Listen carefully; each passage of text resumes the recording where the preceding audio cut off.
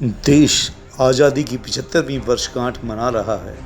ऐसे में हम अपने शहीदों को अगर याद करते हैं तो ऐसा लगता है कि वो हमारे बेहद ही करीब हैं। 1857 की क्रांति के नायक मंगल पांडे के बारे में अगर हम बात करते हैं तो जो कहानी निकल कर आती है वो सिहरा देती है। 1857 की क्रांति के महानायक मंगल पांडे का नाम ना लिया जाए तो आज़ादी अधूरी सी लगती है।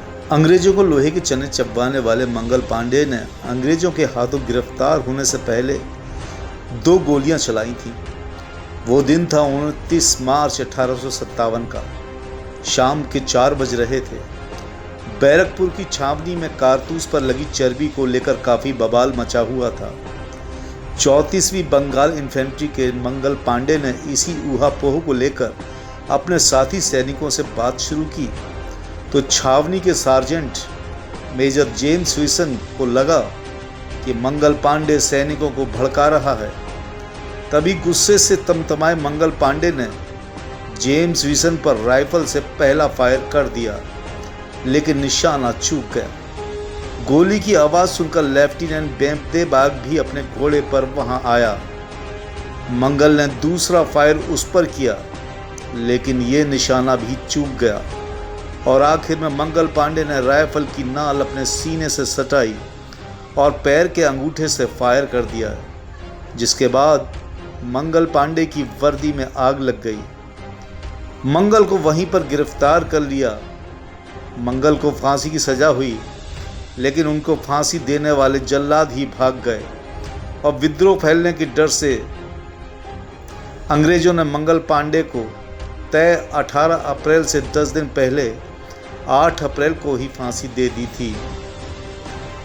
वहीं अंग्रेजों ने तात्या टोपे को एक बार नहीं बल्कि 2 बार फांसी पर लटकाया था। इस क्रांतिकारी को मारने के लिए अंग्रेज बेहद परेशान थे। इस किस्से को जानने के लिए गदर के दौर में चलना होगा।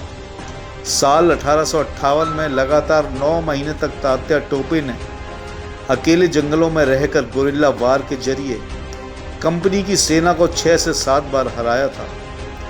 ईस्ट इंडिया कंपनी के 6 जनरल हार मान चुके थे। अंग्रेजी तोपों पर काबू पाना तात्या के बाएं हाथ का खेल था। इसी डर की वजह से 18 अप्रैल को जब तात्या को फांसी दी गई तो पहली बार के बाद दूसरी बार भी उनको फांसी पर लटकाया गया, जिससे ये पूरी तरह से तय हो जाए कि तात्या अब जिंदा नहीं है।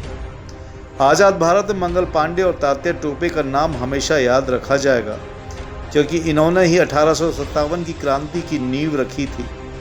आज़ादी के 75 वर्षों बाद भी ऐसा लगता है कि ये क्रांतिकारी हमारे आसपास ही हैं और हमेशा रहेंगे। Bureau report, M news.